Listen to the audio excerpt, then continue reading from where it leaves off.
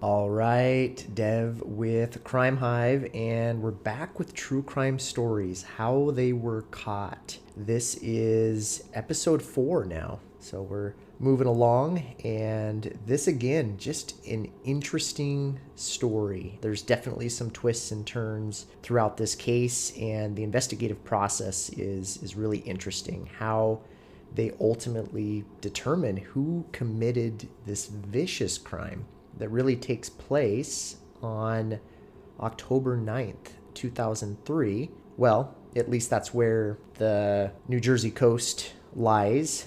A couple on a fishing boat would find a body, and it would be out in the Atlantic Ocean, just over 3 miles off the New Jersey coast. And detectives, police, forensics, everybody would be called out to investigate this crime. Crime Hive. Crime Hive. True crime buzz.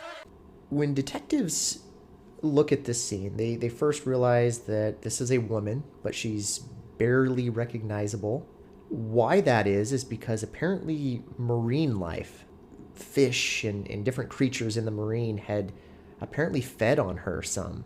She was barely recognizable. What was really odd about this particular case was there was a large metal chain wrapped around her feet. So that gave detectives immediately the idea that this is a homicide, right? We're not looking at some natural form of death here. This is somebody clearly wanted this individual dead. They need to determine more about what happened to her. So the autopsy later on would reveal that she had fractures at the base of her skull. So x-rays were done, and she had severe blunt force trauma. But what's interesting about this particular autopsy is they surmised that she most likely fell from at least 5 stories. Quite a fall. Unknown cause of death. They still just couldn't really determine what happened, but it appeared that maybe she was dropped, possibly from a bridge or somewhere high up. Now, another interesting thing that I learned while they were trying to determine who this woman was the fact that her fingerprints were apparently wrinkled because they've been in the water for some time. And so a technique that forensics were able to do was they injected water into her skin, and it actually essentially blew the skin up enough to where they could see the ridges in her fingers, and that information allowed them to submit her fingerprints through the AFIS system. Okay, that's that automated fingerprint identification system that if somebody is in this police database, they can get their contact information in a photo and compare. They did get a hit for this girl. She's not even a woman yet. She was actually 16 years old, and her name was Kimberly Holton. So they started digging into Kimberly. Who is this individual? They learn she was from Delaware and that she was a foster child. She had somewhat of a rocky life, and she had been reported missing by her foster mother. So police want to start there and understand, okay, who is Kimberly and why was she reported missing? What's going on with her? Well, they interview the foster parents, and the foster parents are identified as Ronald and Laura Michaels. They last saw Kimberly on September 29th of 2003. New Jersey State and Delaware State police are now teaming up because you have a homicide case, but now it's stretching into 2 states.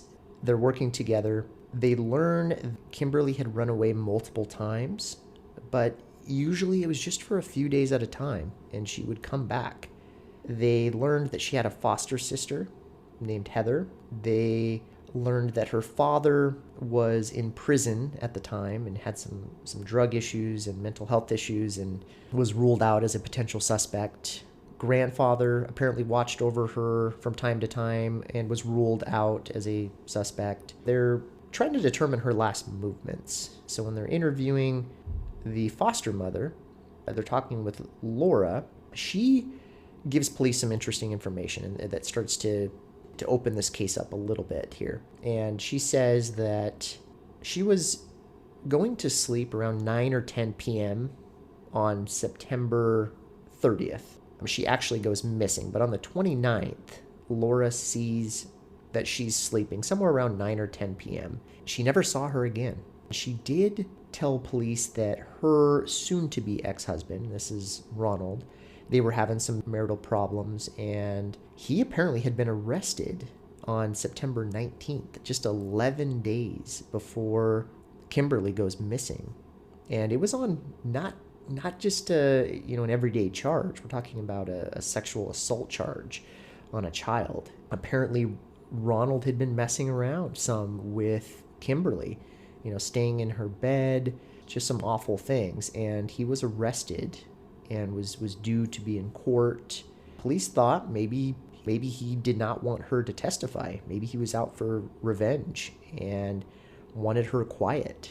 So you've got this angle now of the foster father who's committed this heinous crime, or is accused of this heinous crime, right? They want to understand more about Ronald. Ronald, of course, denies these claims. He's actually cleared as a suspect. He ends up being cleared. He has an alibi. He was staying with his biological daughter, apparently, during the window of opportunity for this crime on September 30th. And they rule him out. He's not a suspect. So now they're back to square one. That often happens in cases like this, right? If they go down one road or one path and it can become a dead end and they've got to start all over. They've got to start fresh. They can't rely on just one particular lead or one particular suspect. They've got to suspect everyone, and they've got to rule out anyone that's come into her life. And until they do that, everyone is a suspect. They go to the media. That's a common theme. They go to the media for clues. And sure enough, a woman identified as Kim's aunt had said that an ex-boyfriend made remarks that if she broke up with him, he would kill her. So this person, this ex-boyfriend, was identified as Matt Wyatt. Matt Wyatt apparently was seeing Kimberly. Police, of course, want to find out, was this a viable threat? They interview this Matt Wyatt individual. Well, Matt Wyatt did admit that he had been angry with Kimberly and that they had broken up. He was very forthcoming with police. They didn't actually have any signs that he was trying to hide anything, and he provided an alibi. He actually gave them a timestamp verification of him getting his learner's permit in the state of Delaware around this time. So police again rule out another person. And in a lot of these cases, it usually is those closest to the individual. So they've already ruled out people who you would think, that they did it. They committed this crime, right? You're thinking this person's responsible, but they've already ruled out people very close to her. Now, again, they need to start all over. So they go back to the forensics, and this is where it gets really interesting. This is where good investigative work can make or break a case. And in this case, it really opens it up in a direction that would eventually lead to a capture. But we're not there yet, right? Forensics are looking at the evidence. Specifically, they're looking at the chains that were around Kimberly's legs, and they start taking close-up photographs, and they notice that there's a marking on the chain. So there's a particular manufacturer that sold that type of chain, and they found out that chain was at a Lowe's hardware store, and there just happened to be one not too far away from where Kim lived. So this was just a few miles from her. Police go through and comb through records of anyone who purchased this particular type of chain, and they find store receipts. From that store receipt, they're able to confirm the exact date and time that chain was purchased. So they look at the surveillance cameras. The cameras show something interesting. It actually shows two males that police had not been aware of at this point, so not on their radar. And it shows two people at the counter purchasing this large chain with clamps and also two Cinderblocks.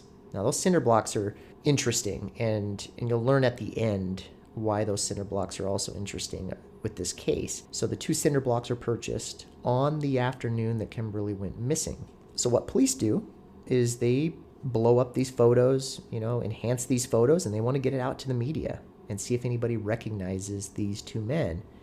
And it doesn't take long, not even a day, hours, and they're already getting a lead from a man who calls police and says that he was one of the 2 men in that store. He actually voluntarily comes in to allow police to interview him.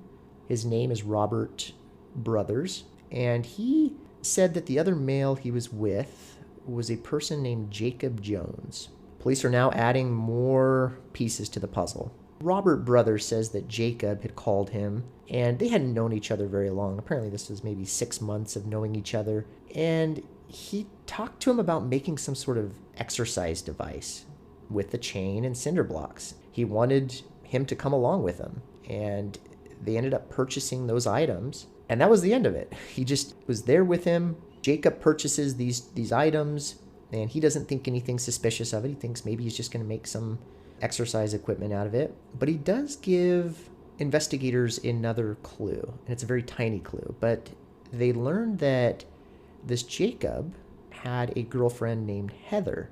If you remember the name Heather that I mentioned earlier, she is now linked to this case because Heather is Kimberly's foster sister. Now police have something very viable, and they're starting to get closer to figuring out some of these oddities. They learn Heather might know something, so they want to talk to Heather, and Heather doesn't really know anything, according to police. At first, she talks about dating this Jacob individual, but she's very torn up about her foster sister dying. She's crying, seems visibly upset.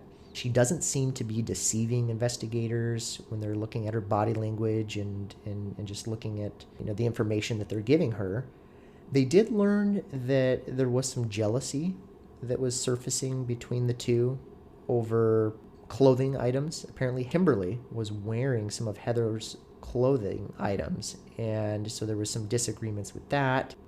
She felt it was Jacob, in fact, that was at the Lowe's store when police showed the photo and the video of the 2 men. So now you have a witness who is corroborating that, yes, that person is Jacob.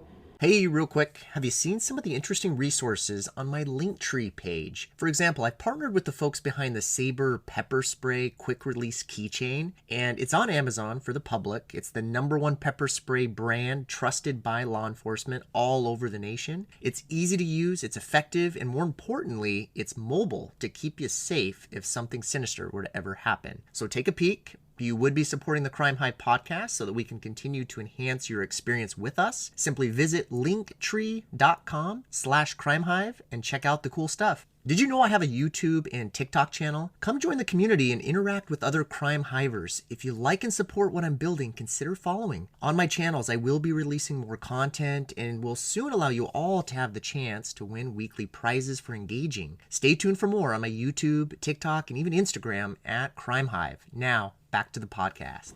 Now, police really want to speak with Jacob, right? They want to understand what's going on with Jacob. They learned some interesting things about him that will come into play into this case. They learned that Jacob's quite an intelligent individual. He was in college studying space science. Seems to have a lot going for him. According to police, he was a high performer. He was working a job as a flight instructor. He was a pilot, and he was a flight instructor, and just a very intelligent person. And police decide they want to interview him, and he does admit to being at the store. He admits to being at Lowe's buying this equipment, and he gives the same reason. He wants to create a workout with it. Police ask him, well, where's the cinder blocks for this equipment? And he says he doesn't know. So he's immediately casting suspicion. His interview's off. Police are now really zeroed in on him because they're not buying his story. And when they start to get somewhat aggressive with him to try to get him to relay information or make some sort of admission, he ends up asking for an attorney. There's not enough evidence to arrest him at this point. They do have some high suspicion, and they're going to keep digging into Jacob. He's not arrested, and he ends up leaving. Police, what they do is they want to understand this flight instructor angle, because they learned he was instructing at this flight instructor school. So they go there and they actually talk with one of the instructors there. They learned that Jacob really wasn't that consistent with showing up, and he was having some disciplinary issues. They were saying he was having some anger problems, and he was just pretty wishy-washy. Like, he just wasn't showing up for these designated flights when he was supposed to. Police again are now getting more suspicious, and they want to see the logbooks that show the evening of September 30th. They want to know, is there some angle with this airplane? Because again, keep in mind, Kimberly was possibly dropped or thrown from a high range, 5+ stories, and had severe trauma to her skull. And so they're thinking, did he possibly drop her out of an airplane into the ocean? And they want to look at these logbooks, and they find out that on September 30th, the day that police believe that Kimberly was killed, he takes off in this airplane at 11:45 at night. Okay, this is at nighttime, driving in darkness over the ocean, and doesn't return until 1:50 a.m. the next morning. The flight path is documented, so it shows, police can look through these records and see that it goes off from Delaware, it goes over the Atlantic Ocean, and then they can map that it turns around and it goes back. So that right there is fishy. So now they're onto something, and they have a working theory that he went to this Air Force base after killing her and dumped her body out of this airplane. That was enough, just based on those small little clues that they've developed, that was enough to arrest him.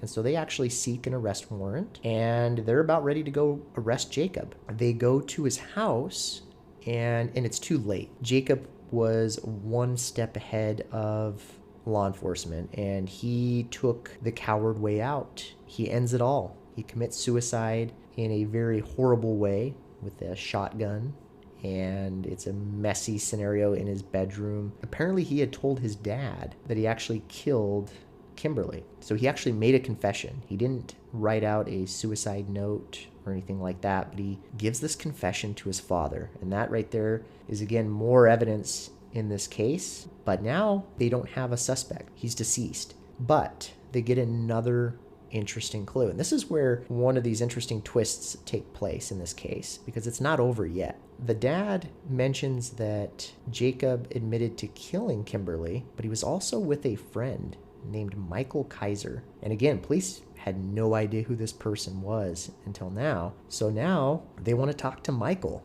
and they track him down and they interview him, and he admits to being there during the murder. And he talks to police about what happened according to him. Oftentimes these stories are not always accurate, right? You've got somebody who's deceased, and there's only one person left in this crime, and of course they want to minimize their actions. They want to minimize their involvement in this case. So he talks to police and says that he was contacted by Jacob, and he wanted to pick up Kimberly and work out some problems, because Heather was having issues with Kimberly. So they wanted to work out these issues. So they decided to take Kimberly out for drinks, and they ended up going to this budget inn. Okay, so they're in this hotel essentially, and they decide to plot a sinister plan. Well, this was planned beforehand, but it was in that room in this hotel that they were going to carry out this crime. Kimberly goes to the bathroom, and according to Michael, this is where he says Jake whispers to him saying, hey, I need your help killing her. I'm going to kill her. And that if he didn't help out, he was going to kill him. So Michael's saying that his life is threatened by Jacob if he doesn't help with this vicious crime. So he feels an obligation, according to him, pretty bizarre story to try to minimize your actions. But he says that he has no choice but to help out and commit this vicious crime. So what does he do? Well, Jake ends up blitzing her essentially and ends up choking her with a phone cord. And Michael held her legs down until she was no longer breathing, until they could no longer feel a pulse. Again, Michael's threatened and said that he needs to help move the body to the vehicle. He says he wants nothing else to do with this crime, and he denies loading Kimberly's body onto an airplane and throwing her body out of the plane. And he said that was his involvement. He wanted out of the situation after Jacob had killed her. Helped move the body to the vehicle, and he said that was the end of his involvement. What police surmise after learning this information is they believe that Michael most likely was on the plane with Jacob. It just, to them, did not make sense that, he would carry out this vicious crime with Jacob and then cut it off at that moment. They believed he would see it through and help Jacob until Kimberly was thrown out of that airplane and gone. And they thought she was going to be gone for good and no one would find out. But here was the interesting thing about the Cinderblocks. Police believed that because of the airplane being so high in the air and dropping Kimberly out, they believed that the impact was so great that the Cinderblocks actually disintegrated. And because they disintegrated, she wasn't able to stay down in the water. She was able to float back up. The people in the boat found her body because it was just the chain that was left on her. And the Cinderblocks were no longer weighing her down. Michael is arrested.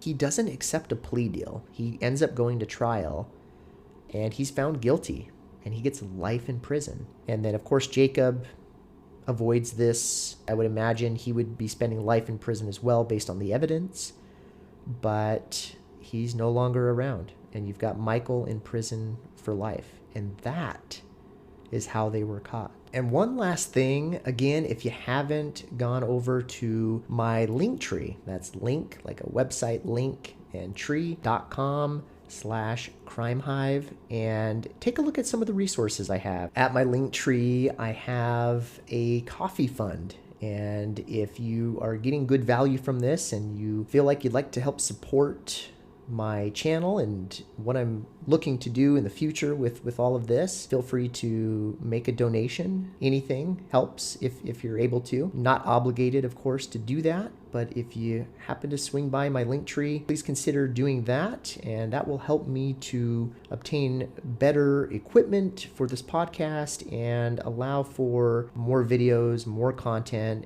and every little bit will help in that vision, in that reality. All right, y'all take care for now.